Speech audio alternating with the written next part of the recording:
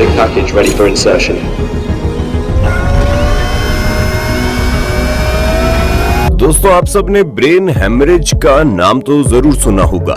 वैसे तो कई सारी बीमारियां बहुत खतरनाक होती हैं, लेकिन इस ब्रेन हेमरेज में पेशेंट के मरने के चांसेस दूसरे बीमारी के मुकाबले कई गुना ज्यादा होते हैं। और ऐसा इसलिए होता है क्योंकि इस बीमारी के वक्त इंसान के सिर में ब्लीडिंग होती है, जिसका बंद होना बहुत ज्यादा जरूरी है। जितनी जल्दी ब्लीडिंग बंद होती है, उतना जल्दी आदमी इस बीमारी से रिकवर होना शुरू कर देता है। और यकीन मानिए, अगर ब्लीडिंग बंद ना हुई तो इंसान सीधे यमराज के द्वार पर पहुंच जाएगा। दोस्तों, अगर आप इस बीमारी से बच जाते हैं तो ये बात समझ जाइए कि भगवान की कृपा आप पर बहुत ज्यादा है। खैर, आज की वीडियो में हम बात करेंगे आखिर इस ब्रेन हेमरेज में होता क्या है, इसके सिम्टम क्या क्या होते हैं, और तो और इस बीमारी का इलाज आखिर है तो क्या है। तो चलिए, बिना आपको बातों में और उलझाए वीडियो को शुरू करते हैं। लेकिन उससे पहले आपको पता है ना आपको क्या करना है। जी हाँ दोस्तों, वीडियो को लाइक और इसे अपने दोस्तों में शेयर करना ना भूलें। तो चलिए वीडियो को शुरू करते हैं। दोस्तों, आपकी जानकारी के लिए बता दें, ब्रेन के अंदर या उसके आसपास ब्लीडिंग हो रहा हो तो उसे ब्रेन हेमरेज के नाम से जाना जाता है। होने के लिए तो ये बहुत अचानक से हो जाता है, और आर्टरी के फूलने या फटने के कारण भी ब्रेन हेमरेज हो सकता है। इतना ही नहीं, ये स्ट्रोक के रूप में भी हो सकता है, जिसको हम हेमरेजिक स्ट्रोक के नाम से जानते हैं। इन दोनों चीजों के अलावा ये सिर पर तेज चोट लगने की वजह से भी हो सकता है। दोस्तों, कुछ डॉक्टर्स बताते हैं कि हमारा ब्रेन लगभग चारों तरफ से खोपड़ी की संरचना से घिरा हुआ होता है। किसी भी वजह से होने वाली ब्लीडिंग की कंडीशन में ब्रेन की टिश्यू में कॉन्ट्रैक्शन या डैमेज ना चाहते हुए भी हो ही जाता है, और ऐसी बेहद खतरनाक परिस्थिति में लोगों की जान भी जा सकती है। इतना ही नहीं, डॉक्टर्स भी यही बताते हैं कि चोट की वजह से जब हमारे ब्रेन में ब्लीडिंग होता है तो ब्रेन के टिश्यू अपने आप ही खराब या कहीं की डैमेज होने लगते हैं, और इस सिचुएशन को सेरेब्रल एडिमा के नाम से जानते हैं। बहुत बार तो हमारे ब्रेन में ब्लड क्लॉट्स यानी कि खून के थक्के भी बनने लगते हैं, जिसे हेमाटोमा बोलते हैं। लगभग इन सभी सिचुएशन में टिश्यू पर दबाव बनता है, जिससे ब्रेन में होने वाला ब्लड फ्लो कम हो जाता है, और ब्रेन के जो सेल्स है वो खत्म या नष्ट होने लगते हैं। आपकी जानकारी के लिए बता दें कि चोट के अलावा भी बहुत सारी फिजिकल कंडीशन में भी ब्रेन हेमरेज की प्रॉब्लम आ सकती है। इसलिए आप ये मत सोचिए कि ब्रेन हेमरेज सिर्फ उन्हें ही होता है जो ज्यादा टेंशन लेते हैं या जिन्हें चोट लगती है। खैर, चलिए आपको बताते हैं आखिर इसमें होता क्या है। जानना चाहते हैं तो बने रहिए हमारे वीडियो के एंड तक, क्योंकि इसके बाद हम आपको इसके सिम्टम और ट्रीटमेंट के बारे में बताने वाले हैं। दोस्तों, जैसा कि हम आपको पहले ही बता चुके हैं कि ब्रेन हेमरेज में होता ही है कि हमारे ब्रेन के अंदर मौजूद बहुत सारी नसों में कोई एक नस फट जाती है, जिसकी वजह से हमारे ब्रेन में ब्लीडिंग होना शुरू हो जाता है। आपकी जानकारी के लिए बता दें कि ब्रेन में जो ब्लीडिंग होती है वो या तो ब्रेन टिश्यूज में होती है, नहीं तो ब्रेन के प्रोटेक्टिव लेयर में। ब्रेन में जो प्रोटेक्टिव लेयर मौजूद होता है उन्हें मेनिंजेस बोला जाता है। ब्रेन में मौजूद इनके 3 लेयर्स होते हैं। मेनिंजेस के तीनों लेयर में से जो मिडिल वाला लेयर होता है उसे आर्किनॉइड मैटर के नाम से जाना जाता है। आपकी जानकारी के लिए बता दें कि इस आर्किनॉइड लेयर में बहुत ज्यादा वेस्कुलर होती है। नॉर्मल भाषा में बोले तो इस लेयर में बहुत सारी नसें मौजूद होती है। कई बार इसकी वजह से नसें फट जाती है। अब ऐसे में होता ये है कि जैसे कोई नस फटती है तो आप सबको पता ही होगा, नस में होता है खून। इसलिए जब कोई नस फटती है तो इस लेयर में से खून आकर रुकना शुरू कर देता है, जिसकी वजह से कई बार ब्लड क्लॉटिंग जैसी प्रॉब्लम का सामना करना पड़ता है। दोस्तों, ब्रेन में ब्लीडिंग चाहे आर्किनॉइड मैटर में हो या फिर किसी ब्रेन टिश्यू में, ये दोनों टाइप्स की ब्लीडिंग हमारी बॉडी को बहुत ज्यादा नुकसान पहुंचाती है। इतना ज्यादा नुकसान कि इस कारण से इंसान की जान भी जा सकती है। आपकी जानकारी के लिए बता दें, मानिए अगर ब्लीडिंग ब्रेन के किसी टिश्यू में होती है तो ऐसे सिचुएशन में ब्रेन में मौजूद बाकी सारे सेल्स को ऑक्सीजन की कमी हो जाती है, और जैसे सेल्स में ऑक्सीजन की कमी होती है सभी सेल्स मरने लग जाते हैं।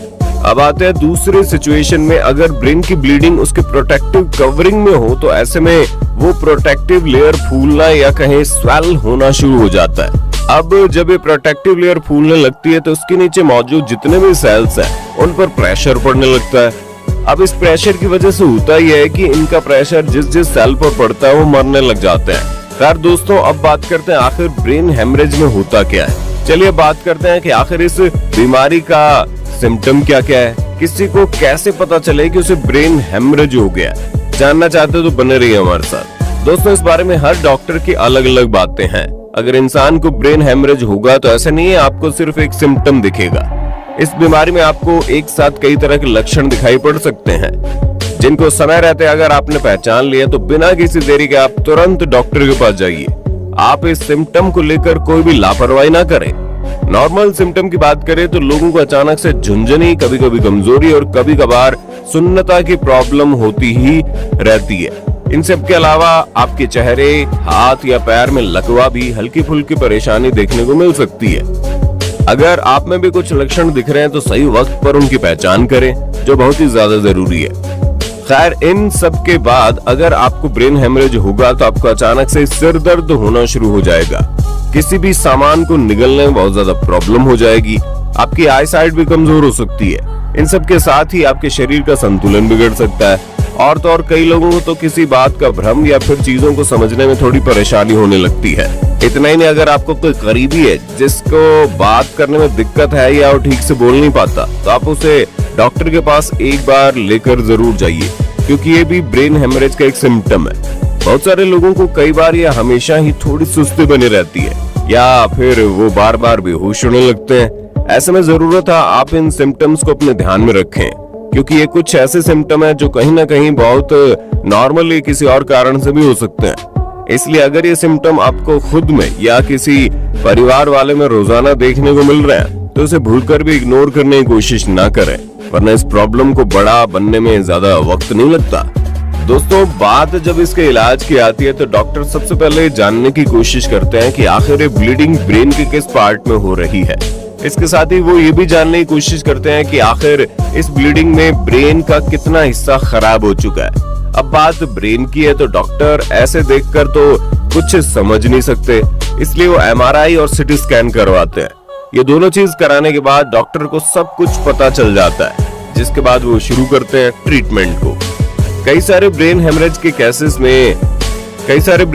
के केसेस में ब्लीडिंग को रोकने के लिए डॉक्टर सर्जरी का सहारा लेते हैं। इस सर्जरी में होता यह है कि सबसे पहले डॉक्टर्स इंसान के ब्रेन में एक होल करते हैं। होल करने के बाद वो आपके ब्रेन में मौजूद जितने भी ब्लड या ब्लड क्लॉटिंग होती है उसे निकाल देते हैं, जिससे पेशेंट एकदम ठीक हो जाता है। लेकिन कई बार ऐसा भी होता है कि सर्जरी के बाद किसी पेशेंट को चलने फिरने बोलने में बहुत सारी दिक्कतें आती है, तो इसका भी इलाज है डॉक्टर्स के पास।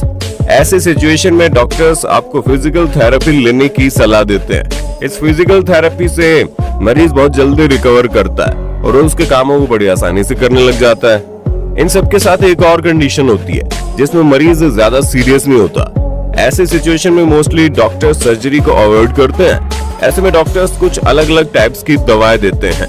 कई मामले में रोगियों को फिजिकल थेरेपी, स्पीच थेरेपी या जरूरत के हिसाब से ऑक्यूपेशनल थेरेपी दी जाती है। अब आते हैं सबसे इम्पोर्टेंट टॉपिक पर कि आखिर इससे सेफ रहा कैसे जाए। वो कहावत तो सुनी होगी ना आपने, precaution is better than cure. इसलिए इस बारे में जानना बहुत जरूरी है। खुद को प्रॉब्लम से बचा कर रखने के लिए आप अपने सिर को किसी गंभीर चोट से बचाए रखें। इसलिए आप बाइक को चलाते वक्त हेलमेट का उपयोग जरूर करें। साथ ही आप में से जिन भी लोगों को पहले ब्रेन हेमरेज या स्ट्रोक की प्रॉब्लम है, उन्हें फ्यूचर में भी दूसरी बार भी इसका खतरा करीब 25% बना रहता है।